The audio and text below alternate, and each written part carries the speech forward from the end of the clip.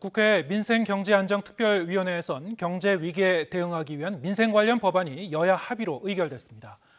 고물가 상황에 밥값 부담이 커진 직장인 지원을 확대하고 고유가에 허덕이는 화물 노동자 등을 위해선 유류세 탄력세율 범위를 50%까지 늘렸습니다. 정현우 기자가 보도합니다. 국회 민생경제안전특별위원회는 간사 선임 이후 열린 첫 회의부터 민생 법안 처리에 속도를 냈습니다. 개별 소비세법 일부 개정 법률안 대안을 위원회 안으로 제안하고자 하는데 이의 없으십니까? 가결되었음을 선포합니다. 우선 고물가 상황 속 직장인들 점심값 부담을 덜기 위해 식대 비과세 한도를 현행 10만 원에서 20만 원까지 늘렸습니다.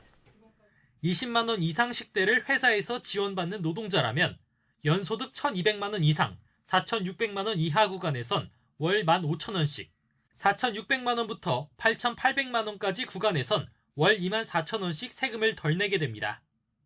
다만 사업장마다 형평성 문제를 고려해 준비 기간을 두고 내년부터 시행됩니다.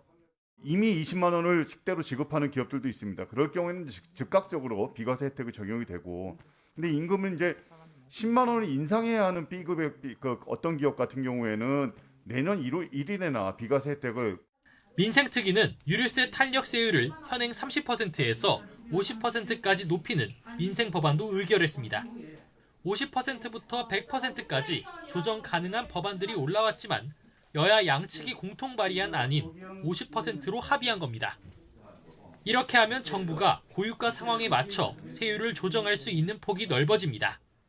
최소 1,800원대 이하로 우리 국민들이 경유나 휘발유를 공급받을 수 있도록 하는 그런 정책적 효과를 낼 수 있도록 하는데 우리 기재부가 조금 더 노력을 해야 될 것 같은데. 적용 기한은 오는 2024년까지. 법 개정 이후 상황도 종합적으로 고려해 정부가 세율을 조정한다는 부대 의견도 달린 만큼 곧바로 세율이 주는 건 아닙니다.